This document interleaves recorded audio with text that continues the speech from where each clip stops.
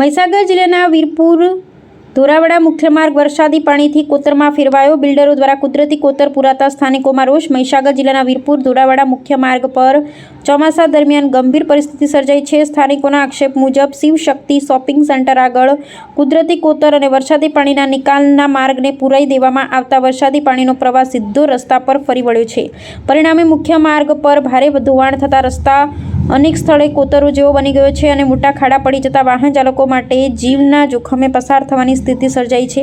મહીસાગર જિલ્લાના વીરપુર ધોરાવડા સાઠંબા માર્ગ કેબોરી ઉદ્યોગ સહિતના વિસ્તારમાં જવા આવવાનો મુખ્ય માર્ગ હોવાથી અહીં 24 કલાક વાહનોની અવરજવર રહી છે.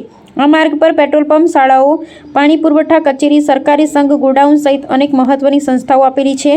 ઉપરાંત ગ્રામ્ય વિસ્તારના વિદ્યાર્થીઓ, ખેડૂતો અને સામાન્ય નાગરિકો રોજિંદા કામકાજ માટે આ માર્ગનો ઉપયોગ કરે છે. સ્થાનિકોનું કહેવું છે, કુદરતી પાણીના નિકાલના માર્ગો પર બાંધકામ થતાં વરસાદી પાણીનો યોગ્ય નિકાલ થતો નથી, જેના કારણે રસ્તા પર પાણીનો ભારે પ્રવાહ વહી ડામરનું ધોવાણ થઈ રહ્યું છે. પરિણામે રસ્તા પર મોટા ખાડા પડી ગયા છે અને અકસ્માતની શક્યતા પણ વધી ગઈ છે.